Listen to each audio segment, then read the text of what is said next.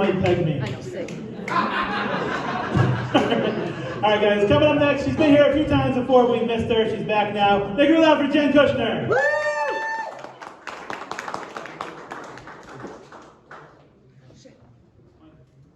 Funny enough, I was going to say, hey guys, I've been here a few times, but I had to miss last month, so quit reading my mind. Gotcha. No, last month, yeah, I'm a co-parent, so I had to, be with my kid that night. But I also was doing No Drink November. So, has anyone heard of that? It's not a popular thing. But I tried it out. I thought, there'd be some good outcomes. I'm probably going to lose 5 pounds. I'm going to become a clean eater, because why not? And obviously I'm going to reach enlightenment. So I had the bar set really reasonable for how No Drink November was going to go. Unfortunately, I have to report back, I did not lose any weight, may have gained. I'd like to think it's because of Thanksgiving, but it was more so because I just substituted drinks for weed all month. And that, munchies are a tough situation. In addition, I was theoretically trying clean eating. So sober Jen went to the grocery store and she's buying fruit and healthy fats and celery. And then I get home and I put my kid to bed and I smoke and I'm like, where the fuck are the chicken nuggies? It was a really tough month in my brain, you've got to imagine. But I did have a couple of good things come up. I came up with a new segment for this open mic night called Deep Thoughts While High. And basically it's self-explanatory, so I had something that seemed really deep and insightful when I was high, and I'm curious if I say it out loud in front of a group of strangers, if it really was enlightened or just really stoned. So my submission for December is as follows. If I say I should do something, like I should do the dishes, I should pick up, I should work out, the chances of that happening are like abysmal, right?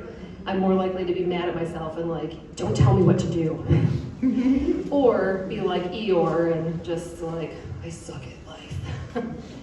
But if I tell myself, if I ask myself how I want to feel, I might say something like inspired and accomplished, and I'll do the fucking dishes. So that's my deep thought. Anyone okay with that? Yeah. Good, okay. All right. So side note on dishes, randomly, I was putting my son to bed the other night. He's 5. Every night he's asking, can you stay in bed with me all night, Mommy? And of course I say, no thank you, I have my own bed, thanks. And so this night I said, buddy, I gotta do the dishes, I'm sorry. And he's an expert staller, so he says, Mommy, I don't think you should do the dishes. It might wake me up.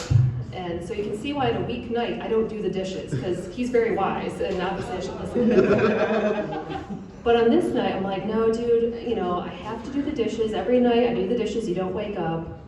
And then I paused and I realized, and I was like, well, okay, the few times I've done the dishes, you didn't wake up. Now, having kids, it's a trip. It's the best thing ever. It's the goddamn worst thing ever sometimes. It's everything in between. He likes to pull kid math on me. And so that comes up in things like, daylight savings time, where most of you are enjoying an extra hour of sleep. Yeah, no, somehow kid math means he woke up 2 hours early and I lost sleep on daylight savings. Bullshit. Kid math is leaving a bowling party, a birthday party, where he's hopped up on, Coke, different meaning, pizza, cupcakes, he's living his best life, and before we left the parking lot, he's like, I'm bored, this is the worst day ever. This kid's 5. Kid math is him waking up at 4:30 or 5:30 on a Sunday morning, but he's like a feral animal when I try to wake him up for school at 6:30 on a Monday. On the flip side, mom math is thinking that 6:30 is sleeping in. Mom math is saying, we'll see, when in reality we know that's code word for there's no fucking way that's happening. And I know not a lot of the men in this room recognize that. It's very similar to wife math, a little bit linguistically different.